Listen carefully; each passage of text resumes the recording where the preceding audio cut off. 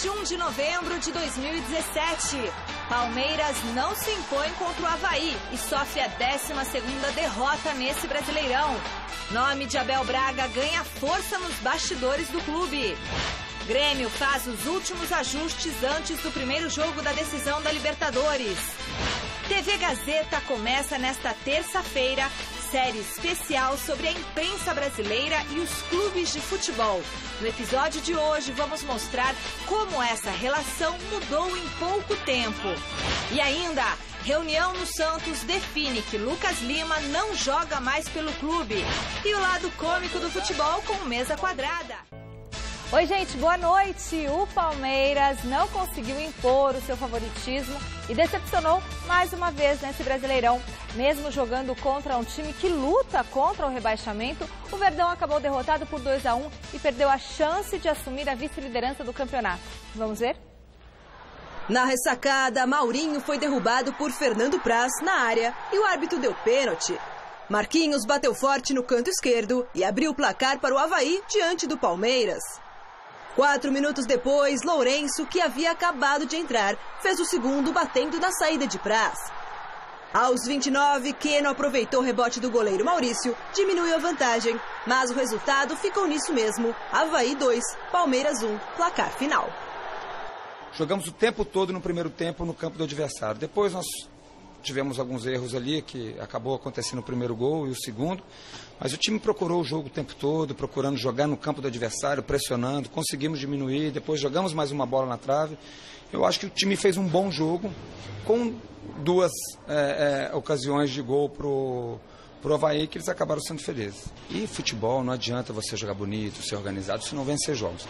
Tudo isso que a gente fala, de posse, de finalizar mais vezes, de ter um time organizado, é para ganhar jogo, não tem outro motivo. Infelizmente, às vezes não acontece, às vezes a gente consegue, mas o importante é a gente lembrar que a gente está aí procurando fazer o melhor dentro das características dos jogadores, mas volto a frisar, nós precisamos ganhar os jogos, é lógico, agora temos um jogo difícil contra o Botafogo, nós vamos para vencer o próximo jogo. Você que acompanha o Gazeta Esportiva, eu, diferentemente até do que disse a Michele aí no comecinho, não achava o Palmeiras favorito, não. Muito pelo contrário, ontem dizia aqui no Gazeta Esportiva que a expectativa era de um jogo difícil. Para você ter uma ideia, o Avaí está lutando para não cair, o Santos jogou lá, não ganhou.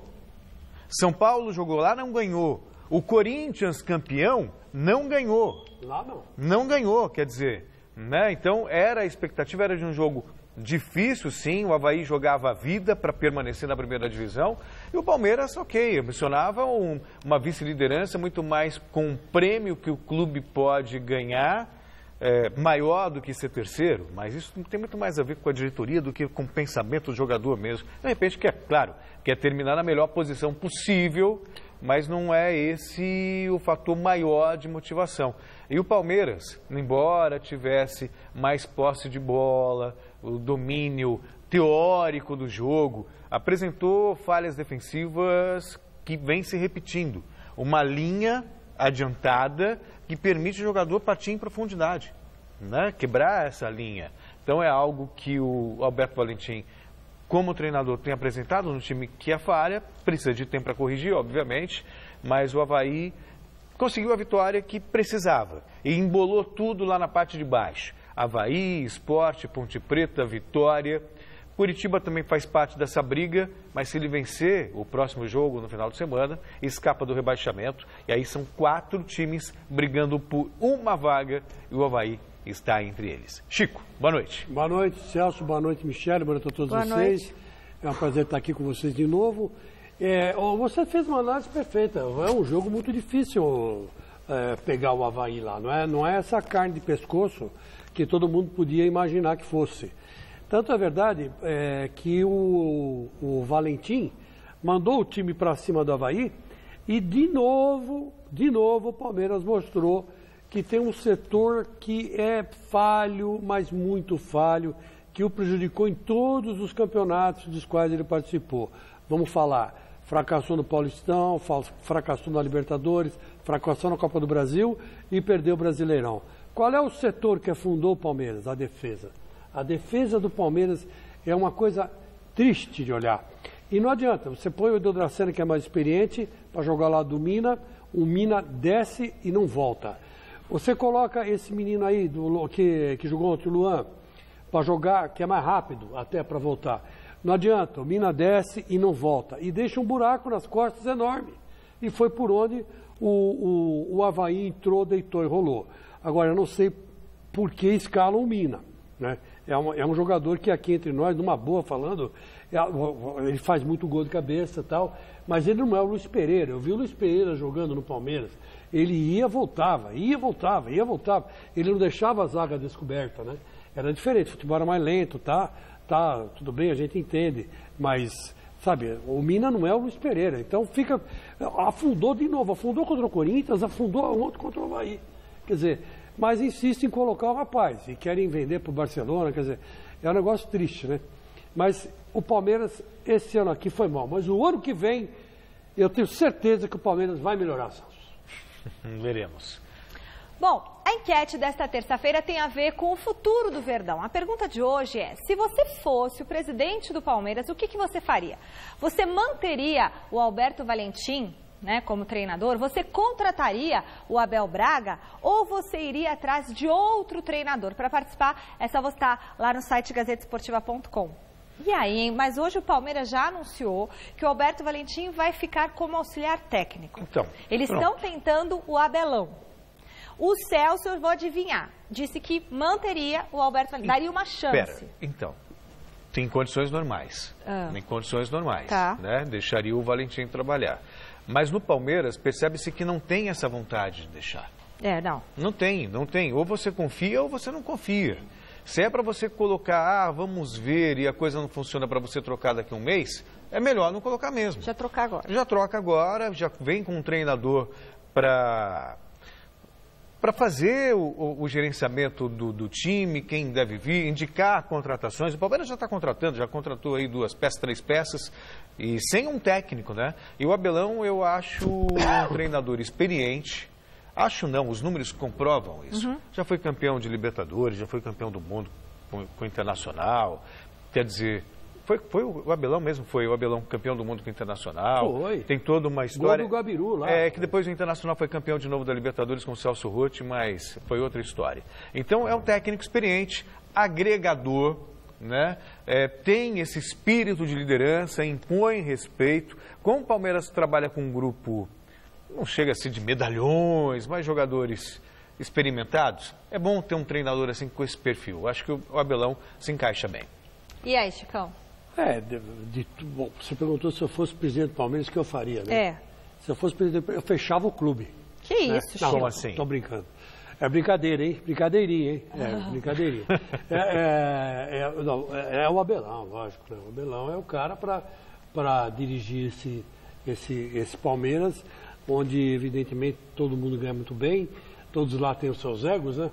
Então, tem jogador que vai pensar 5 vezes antes de falar não para o Abelão, né?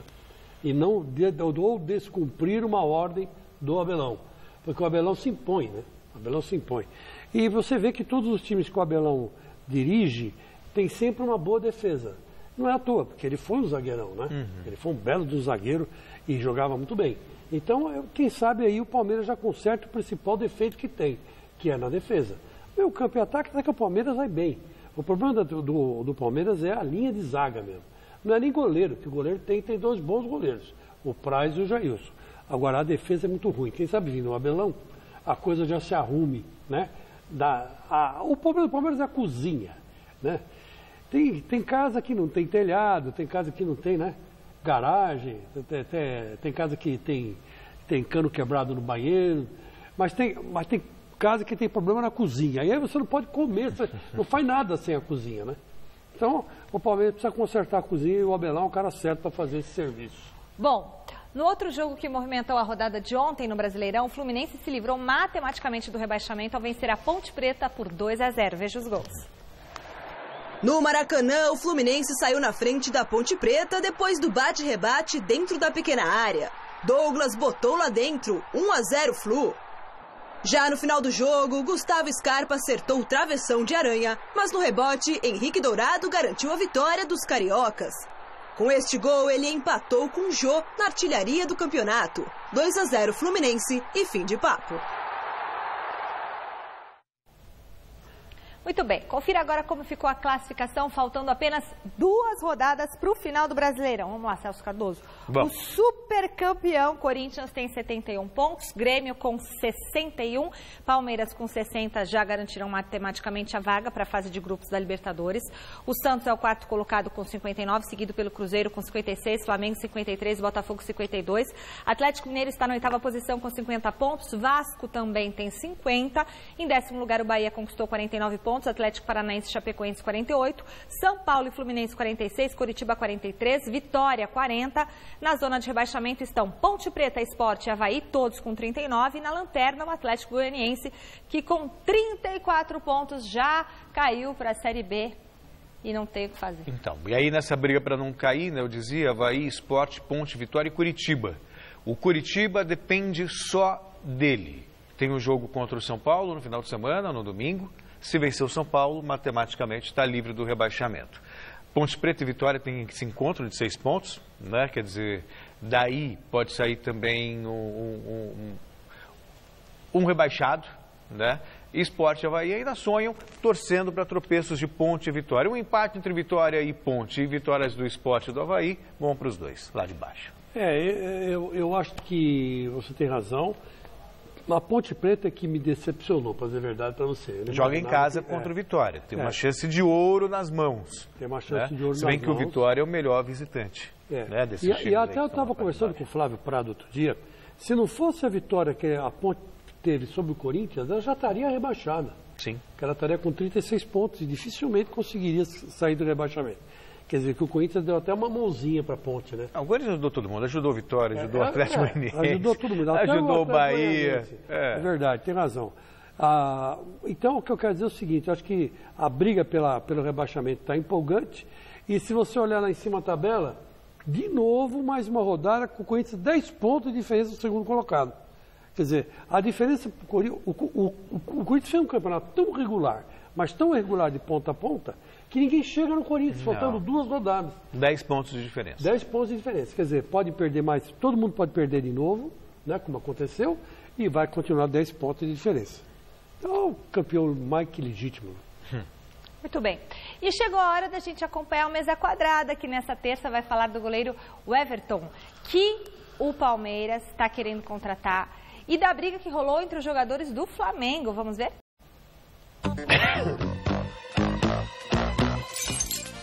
Olha a gente aí, Mesa Quadrada no ar! Tudo bem? Seja bem-vindo, seja bem-vinda. E a gente começa o nosso Mesa Quadrada de hoje com charadinha, Guilherme. Ah, lá vem. Eu até derrubei aqui de tanta emoção. Vai, começa você. Qual jogador de futebol que tá sempre constipado, com o nariz escorrendo, é meio ranhento? Qual jogador? Ranhento? É. Sei. É o Javier. Javier? Javier. Qual Javier? Javier Mascherano.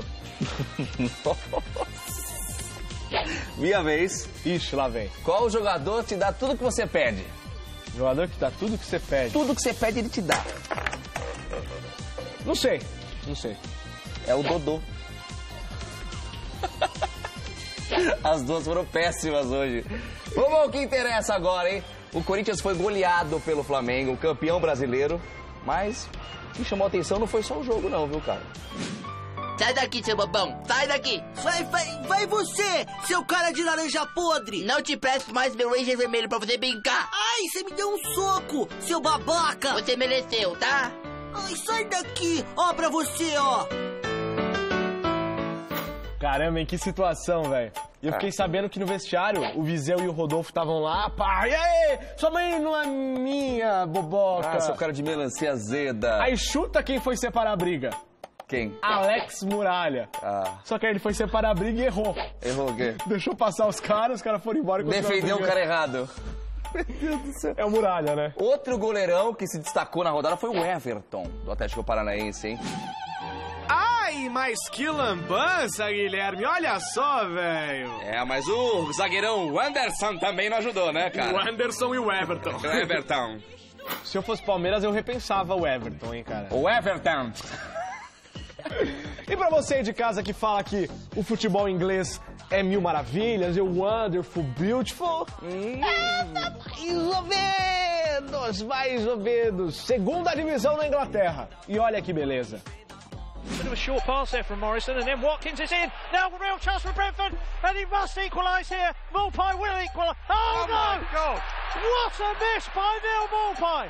What a miss! He's had the whole of the goal to aim at on the far side.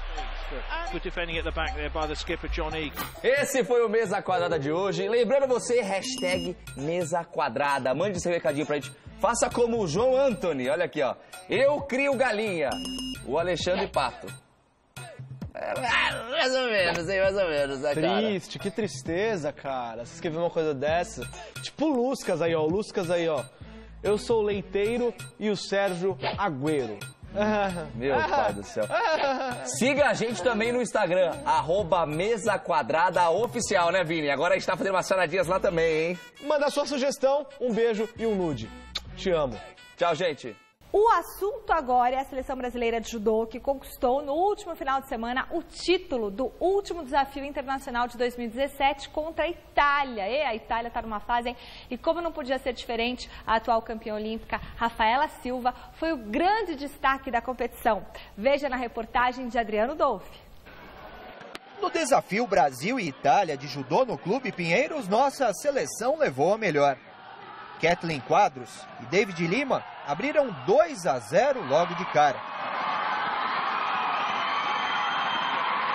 E então chegou a vez de Rafaela Silva, 25 anos, campeã olímpica no Rio de Janeiro, que encarou Ana Righetti. Com o Vazari, Rafaela abriu vantagem com poucos segundos de combate. Administrando bem a luta e tentando finalizar a italiana, não demorou para pontuar novamente e dar a vitória ao Brasil. Era uma adversária que eu nunca tinha lutado em competição lá fora, né? Eu já treinei com ela, mas fazia anos, então não lembrava muito assim. E como ela não compete muito, não tem muito vídeo, né? Então eu tentei dar uma estudada assim, né? Para não ser surpreendida durante a luta, mas fiquei feliz aí com o meu desempenho na competição. O desafio Brasil e Itália não foi a primeira competição depois da eliminação no Mundial logo na primeira fase em Budapeste. Rafaela garante que não foi uma decepção e sim um aprendizado em um processo de grande dificuldade na busca da motivação depois do ouro olímpico no Rio de Janeiro. Eu acho que não é decepção, acho que é um aprendizado, né, para poder voltar e treinar um pouco mais, né, porque eu fui campeã olímpica, então eu sei que minhas adversárias estão me estudando cada vez mais, então eu tenho que mudar algumas coisas e foi bom para eu abrir a cabeça assim, ver que eu tenho que treinar mais, que eu tenho que estudar novas atletas que estão aparecendo no circuito também. Rafaela garante que está com foco total em conquistar o bicampeonato olímpico em Tóquio 2020. Depois de sentir o gostinho de subir no pódio olímpico, a gente sempre quer voltar. A partir de hoje, em uma série de 3 episódios, a TV Gazeta vai detalhar a relação entre a imprensa brasileira e os clubes de futebol. Com cada vez mais restrições ao trabalho de reportagem, nós queremos mostrar o que o torcedor ganha e o que o torcedor perde com esse processo que vivenciamos atualmente. Portões fechados para a imprensa, treinos escondidos, cada vez mais raras as entrevistas.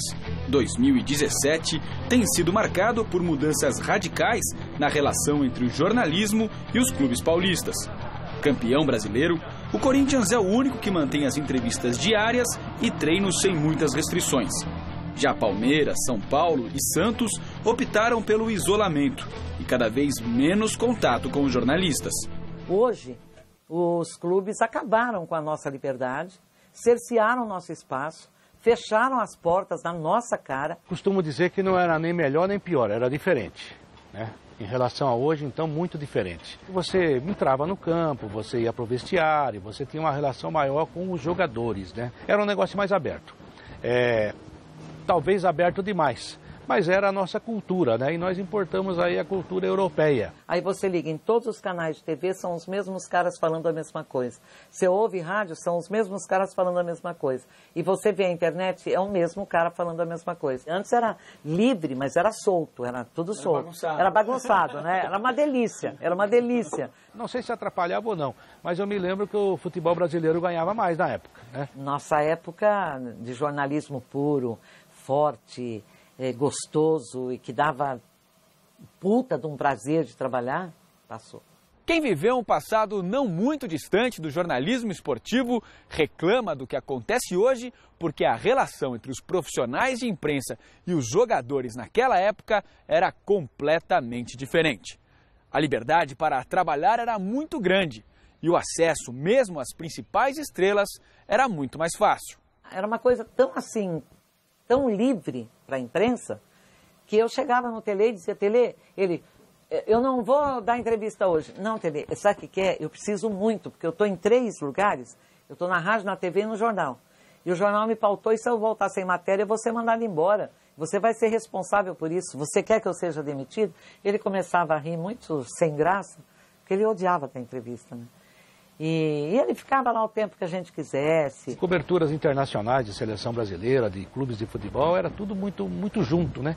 Inclusive, normalmente você ficava no mesmo hotel, você conversava o dia inteiro com os jogadores, você participava do treinamento do lado do gramado, terminava o treino, você falava com quem quisesse. A verdade é que a proximidade era muito grande e havia uma certa amizade e uma certa cumplicidade. Hoje você vê umas frescuras aí, o jogador, quando é criticado, ele fica nervosinho. Na época você já resolvia tudo na hora, no dia seguinte estava tudo bem, ou logo após ia tomar um café, tomar uma cerveja, e vamos que vamos. Nunca frequentei casa de jogadores, eles nunca frequentaram a minha. Então era uma coisa bem profissional mesmo.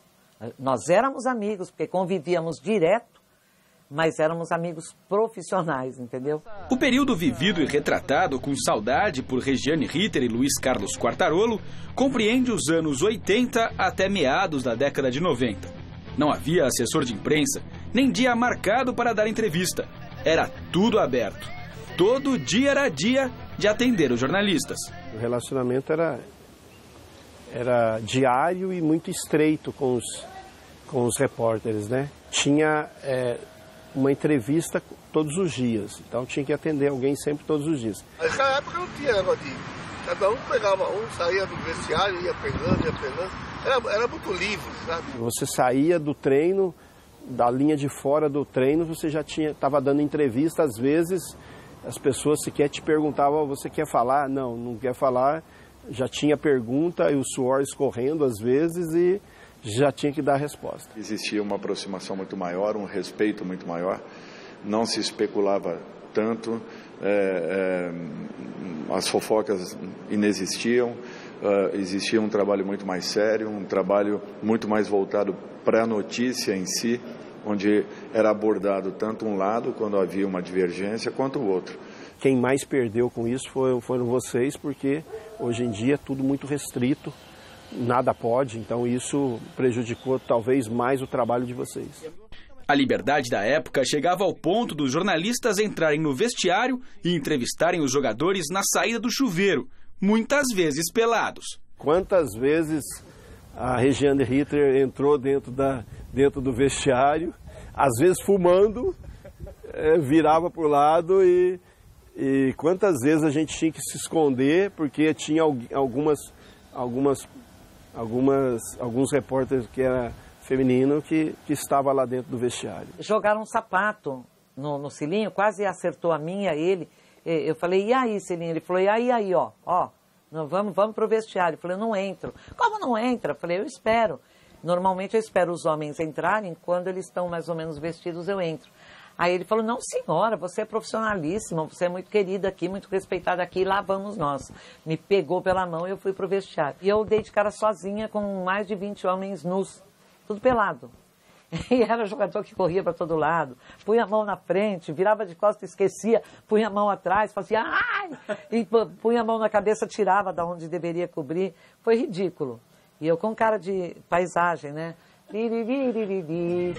Era assim a época romântica do nosso futebol. Tempos que não voltam mais, mas quem os viveu sente saudade. Era muito próximo do jogador da imprensa. Amigo, né? Saía pra noite, saía pro vagão, saía com a noitada. No dia não saía nada no jornal, nunca vi. E chegava no jogo era arreio, cara. Não tinha conversa. Então ninguém podia falar nada. Falar o quê? Exagerando. É, pô, o cara tava bebendo lá, pô, mas fez 4 gols ontem, vai falar o quê do cara? Deixa ele beber. Quanto mais beber, Quanto mais beber, melhor.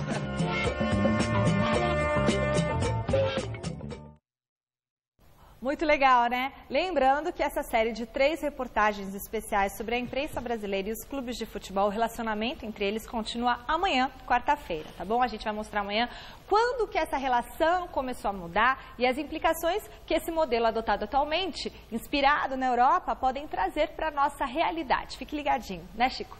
É verdade. E o que o Serginho falou concluiu aí, mas muito próximo do que acontecia. E a Regiane Ritter realmente, ela foi pioneira como repórter feminina a entrar no vestiário.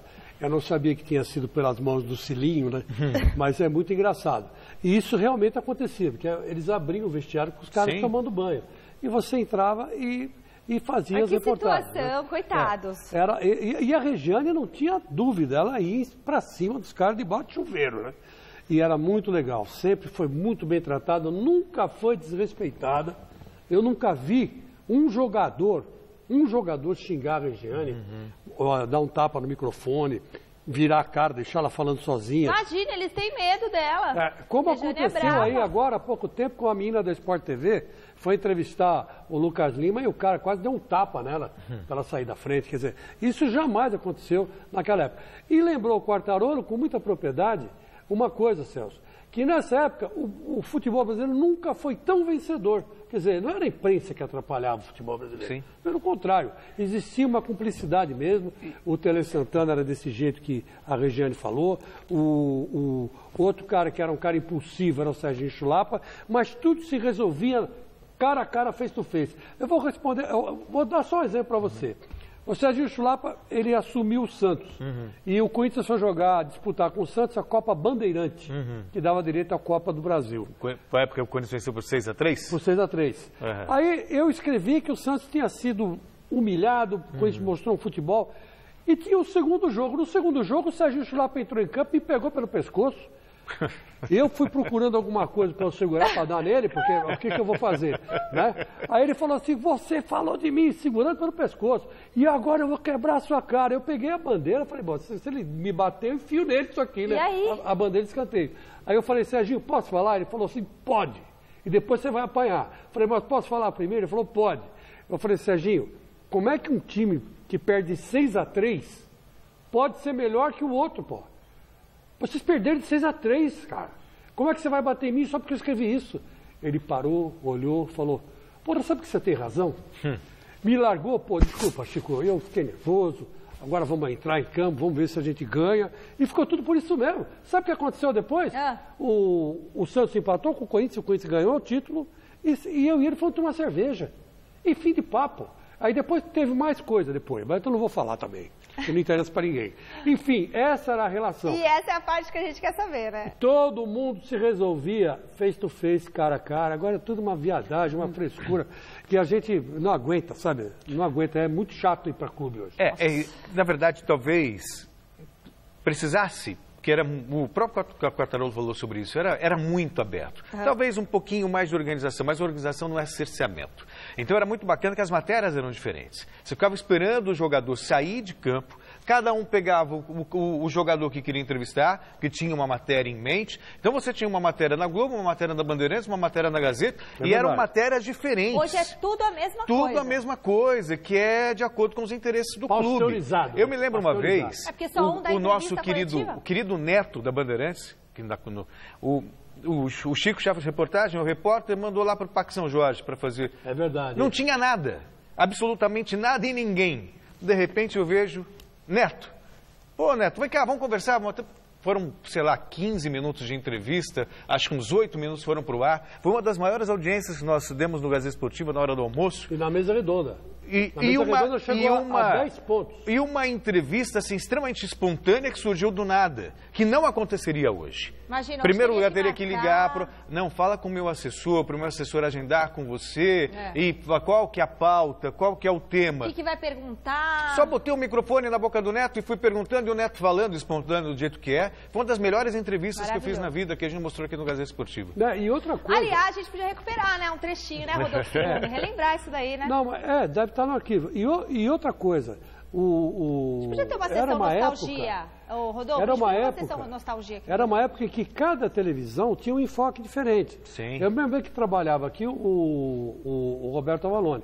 E a nossa preocupação era não fazer igual ao que as outras faziam. Sim, claro. Então a gente foi criando vários quadros. Um deles chamava-se Bastidores. Quem fazia esse quadro era a jovem Mariana Godoy, que hoje está lá na Rede TV. Então, muita gente saiu daqui, Kleber Machado, tudo por quê? Galvão. O Galvão já saiu, mas ele saiu mais da rádio do que da TV, né? Na TV ele quase não trabalhou. Só depois quando foi Flávio Prado. AM, né? O Flávio Prado, sim. Né? Aí foi aquela coisa, mas era uma coisa diferente. A gente buscava outro enfoque, outro lado da notícia. Coisa que... Então, cada emissora dava uma coisa diferente. E ainda indo ao encontro, só para finalizar, ao encontro dessa liberdade que nós tínhamos, Parreira assumiu o Corinthians. Por alguma razão, chegamos atrasados. A coletiva já tinha terminado. Encontro Parreira andando, indo já fora da sala de coletiva. Assim, Parreira, me desculpa, cheguei atrasado, mas gostaria de registrar seu começo. 2 perguntinhas só. Aí fiz uma, fiz 2, fiz 3. Quando chegou na 4, eu pensei, você me pediu 2, você já está na 4. Eu falei, tá ok, pode ir. Mas registrei. Hoje, né, algo que não aconteceria hoje. Gente, então, essa série de reportagens espetacular amanhã continua, amanhã, quarta-feira, e na quinta-feira também, tá bom? O Campeonato Brasileiro praticamente encerrou, né? Mas na Copa do Brasil Sub-17 nós teremos um derby entre Palmeiras e Corinthians na decisão do torneio.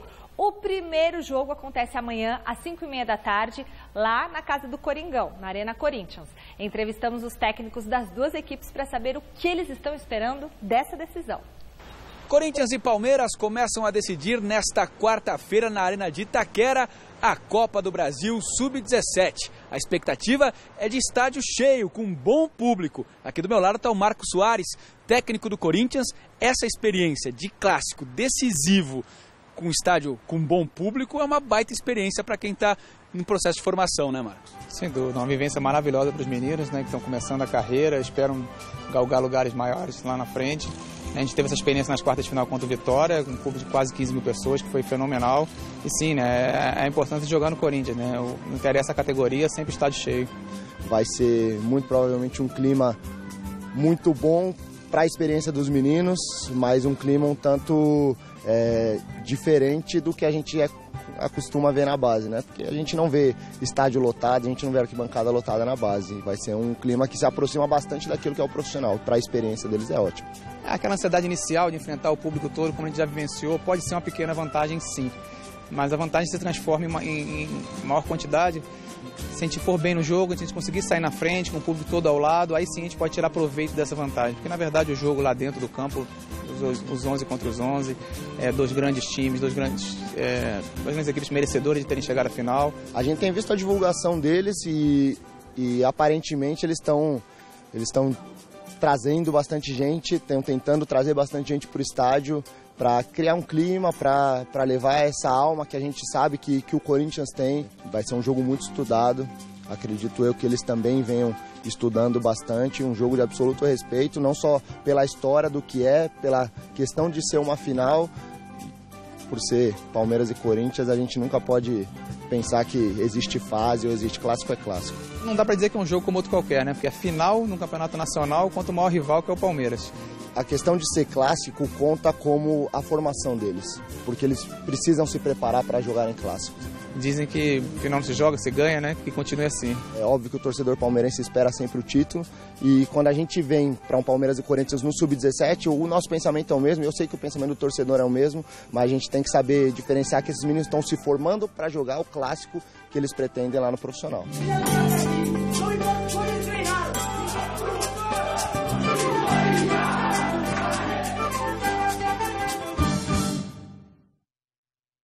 Olha, meus amigos, é o seguinte, eu acho legal esse clima de disputa, mas time de base não é para ser campeão. Time de base é para revelar jogador. Esse que é o problema. E eu acho que agora virou tudo competição de uma tal forma, um espírito que um quer engolir o outro, e não é assim. Garoto, às vezes, aguenta essa pressão, mas às vezes, na maioria das vezes, não aguenta. Então, precisamos ganhar, vamos ganhar do Corinthians. O Corinthians vai ganhar do Palmeiras. Não, não é bem assim. Tem que jogar bem. Porque vai ganhar quando estiver lá no profissional. Sub-11, sub-10, sub-15, sub-17, é para o cara aprender a jogar bola, aperfeiçoar os fundamentos, cabeceio, chute de direita, chute de esquerda, sabe, marcação, posicionamento. É aí que tem que se fazer. E não meter na cabeça do cara logo a competição. Eu acho errado isso. Mas, enfim, o futebol brasileiro sempre revelou grandes jogadores e vai continuar revelando. E esse Palmeiras e Corinthians vai ser imperdível. Muito bem, e agora uma nota triste aqui no Gazeta Esportiva, né? No último domingo, Adolfo Lagos Espinosa, que é vice-presidente de telecomunicações da Televisa, foi assassinado enquanto passeava de bicicleta em uma rodovia na Cidade do México, capital do país mexicano. O caso chamou a atenção do mundo porque Lagos e a Televisa são investigados pelo pagamento de propina à FIFA e a dirigentes de alto escalão do futebol em troca da garantia de direitos de transmissão da Copa do Mundo. As autoridades mexicanas, no entanto, não confirmam qualquer relação do esquema de corrupção com o assassinato de Adolfo Lagos. Coincidência ou não, na última semana, lá na Argentina, o Jorge de Leon, que é advogado também envolvido na delação do escândalo, morreu quando foi atropelado por um trem em Lanús. Dizem que ele se suicidou, né? A versão da polícia justamente porque foi um ato de suicídio. Mas complicado isso. E essa notícia está lá no site gazetesportiva.com, você pode conferir tudo mais. Estranho, né? Estranho justamente quando existe uma delação e aí essa morte, segurança, né, dele que desferiu os tiros. Mas segurança dele? Essa informação nova. Matou segurança ele? Que matou. Resta saber, apurar em quais circunstâncias e o que ocorreu de fato. Pode ser queima de arquivo também. Isso claro, não pode ser mas cada descartado, semana está indo um. Né? É isso que eu ia falar, pela teoria da conspiração, né? House Você of já Cards. pensa no quê? Né? Dentro da teoria da conspiração é que os caras estão sendo eliminados devagar, né? As pessoas chaves dessas denúncias contra essas grandes empresas jornalísticas estão sendo eliminadas devagarinho, né? E você sabe que no México a coisa pega, né? Nossa. Porque lá o dinheiro corre solto nessas transmissões, né? É muito mais que aqui, né? Amanhã, Chico Lang, a bola vai rolar pela Libertadores. Grêmio e Lanús fazem em Porto Alegre o primeiro jogo da final. O zagueiro Pedro Jeromel e o goleirão Marcelo Groi falaram da expectativa para o confronto contra os argentinos. Nós jogadores muito felizes de poder estar vivenciando esse momento. Acho que é um momento ápice, né, de todo jogador, chegar numa decisão de Libertadores. Então, poder aproveitar ao máximo esse momento, né, com muita responsabilidade, se entregar, fazer de tudo, né, dentro do campo, porque não sabemos, né, se teremos uma outra oportunidade na vida, né, de disputar uma final de Libertadores. Então, temos que fazer de tudo para agarrar essa oportunidade. A gente sabe que eles têm um time muito coeso e muito bem treinado. Estão com o mesmo treinador há 2 anos e o time é praticamente o mesmo também, que se manteve numa sequência. Eles vêm numa crescente aí, ganharam algumas vezes, 2 vezes para ser mais exato, recentemente o Campeonato Argentino, ganharam recentemente a Sul-Americana, fizeram a 2ª melhor campanha da Libertadores. Então a gente respeita muito o adversário, a gente sabe da força deles e a gente jogando em casa vai fazer o nosso melhor para conseguir uma boa vantagem. Está todo mundo bem preparado fisicamente, tecnicamente, taticamente, todo mundo sabe o que tem que fazer. É um momento muito de trabalhar, sem dúvida nenhuma, psicológico, né? De todo mundo tá tranquilo, mentalmente focado, e tenho certeza que o grupo tá muito focado, né? E ter essa tranquilidade, né? De poder cada um fazer o seu melhor, né? E deixar tudo dentro do campo para a gente conquistar um bom resultado agora na quarta e depois no jogo de volta também. Engana-se quem pensa que o Grêmio terá vida fácil. Claro que você final de Libertadores não tem como ser vida fácil. Mas trata-se de um time tradicional, bicampeão da Libertadores, contra um time pequeno da Argentina. Para você ter uma ideia, seria como se o Boca Juniors disputasse uma final com o São Caetano, por exemplo. Né? Teoricamente, então, não se discute o favoritismo do Grêmio.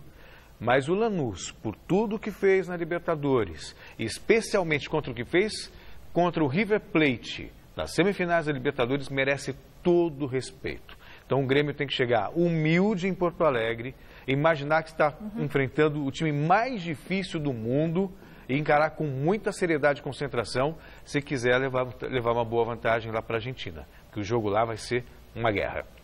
E a reunião agendada nesta terça-feira lá no Santos definiu que Lucas Lima não atua mais no clube.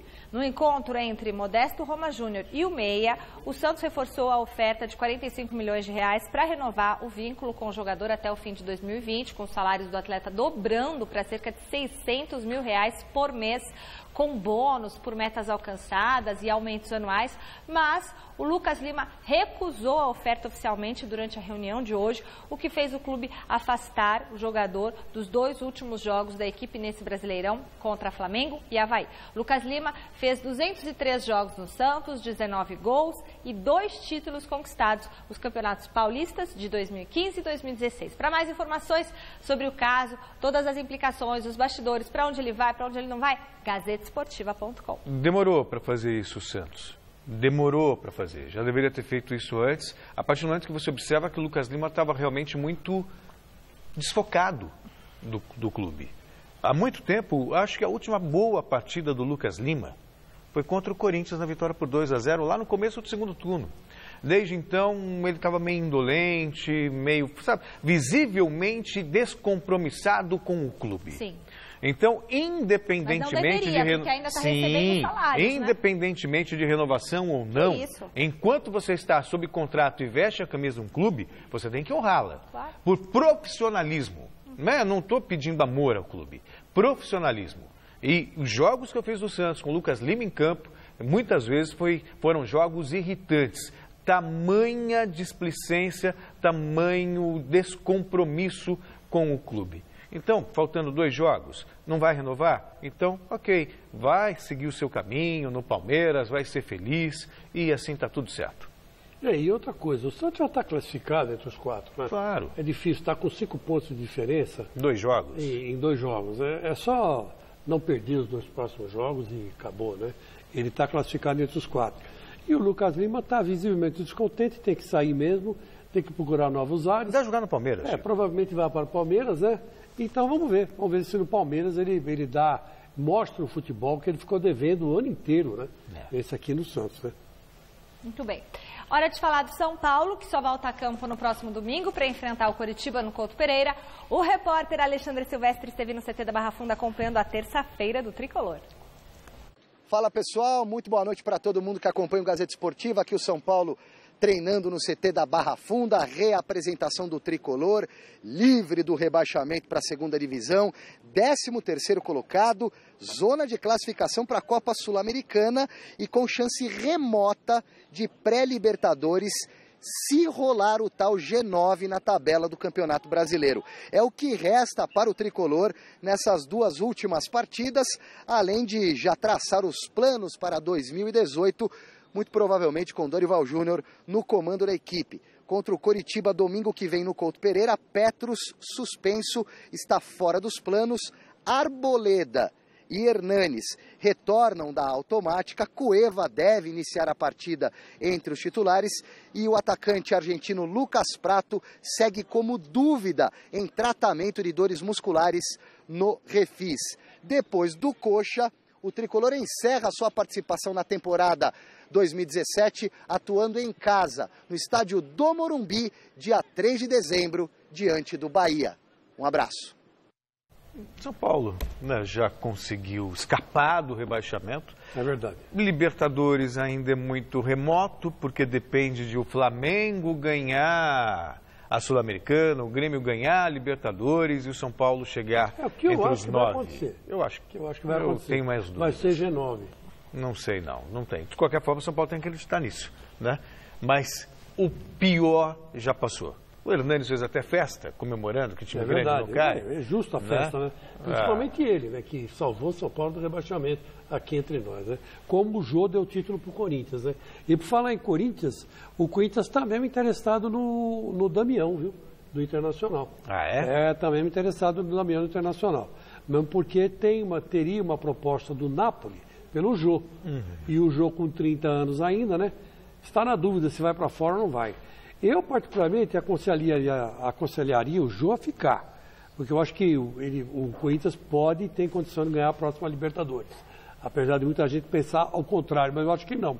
Se ganhou o Campeonato Paulista, ganhou o Campeonato Brasileiro, pode ser muito bem ganhar a Libertadores, por que não? Então o Jô devia ficar, pelo menos até o meio do ano que vem, né? Para ver o que acontece. Então vamos ver. Mas o Damião não é uma má indicação. Não, claro que não. É um bom jogador, um bom centroavante, né? E é aqui do pedaço, né? Ele é aqui da Zona Norte, eu acho, né? Então quer dizer que, embora tenha aparecido... Faz tempo também que não apresenta futebol à altura da fama. Ele jogou uma boa Série B. Muito melhor que o Pottinger, por exemplo, que acabou não vindo para o Corinthians, naquela confusão que deu, de inscrição na Libertadores, na Copa do Brasil. Na Copa do Brasil ou não, tal, e acabou não rendendo lá no Internacional.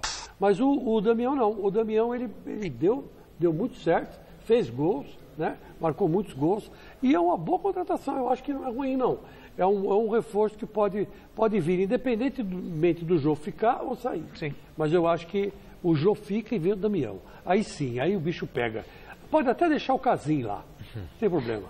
Fica só falando inglês, traduzindo e tal. Chicão, porque precisa ver, muitas peças do Corinthians vão embora, né? Mas precisa ver o salário. Não sei se muitas vão, não. Acho que Arana. Arana, no máximo o Jô, e o Jô ainda também não é certa essa saída. O Jô tem que ficar, Chicão. O Jô tem que ficar, mas eu acho que o Balbuena sai. O Balbuena vai ser difícil de segurar. Não, o Pablo fica, tá quase renovado. Agora, o Balbuena não vai ter como. Eu acho que esse aí vai. Vamos para a nossa enquete? Qual o resultado final da enquete, Rodolfo II? A pergunta de hoje era se você fosse presidente do Palmeiras, o que você faria? Aí, Rodolfo, você que é palmeirense, você manteria o Valentim, contrataria o Abelão? Ele quer o Abelão. Ou iria atrás de outro treinador? Na telinha, tô olhando de perto, bem de perto, né? Todo mundo quer o Abel Braga, 60% dos votos aos palmeirenses. A experiência, né? A experiência conta. E tem que começar desde cedo para montar o time, o Palmeiras tem muitas peças, muitos jogadores para montar aquela equipe principal que vai vencer a Libertadores. É isso aí. O próprio Abel já admitiu o contato com o Palmeiras. Boa. E o Palmeiras admitiu que está em busca de um novo técnico, já avisou o Valentim, tá tudo certo. Falou, Valentim, você vai ser só auxiliar. Gente, beijo para vocês. Chico Lang volta na quarta-feira, na sexta-feira. Sexta-feira, hoje é terça, né? E a gente se vê de novo daqui a pouquinho no Jornal da Gazeta. Sério? Você vai estar lá? Vou. Vou te assistir. Vamos todos os dias. Todos os dias, gente. Um beijo. Estela Gontijo e Rodolfo Gamberini. Tchau.